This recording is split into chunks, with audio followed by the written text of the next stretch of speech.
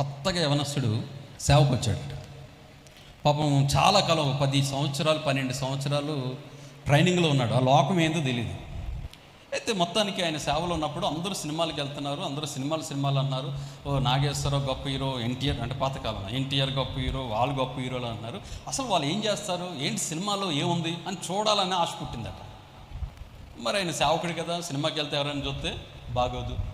మొత్తానికి మనం కూడా చెప్పాలి కదా, సినిమా అంటే ఎలా ఉంటుందో చూడాలి కదని, అది ఎలా ఉంటుందో చూస్తేగా తెలిసేదని మొత్తానికి ముఖానికి తోలు కట్టుకొని ఎవరికి కనపడకుండా మెల్లిగా లైన్లో నిలబడి టికెట్ తీసుకుని సినిమా హాల్లోకి వెళ్ళి కూర్చున్నాడు.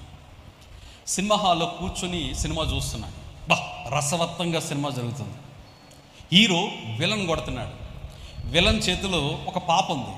ఆ పాపను రక్షించడానికి హీరో విలన్తో పోరాడుతున్నప్పుడు ఆ విలన్ ఏం చేశాడంటే ఆ పాపను అలా ఇసిరేస్తే ఆ హీరో అమాంతంగా గాల్లోకి ఎగిరి ఆ పాపను ఇలాగ పట్టుకొని రక్షించగానే ఈ అయ్యగారికి ఉండబట్టలేక దేవునికి స్తోత్రం హల్లెలూయా అన్నాడట. పాప ఆ ముందు బెంచ్లో ఉన్న వాళ్ళందరూ హల్లెలూయా అన్నారట.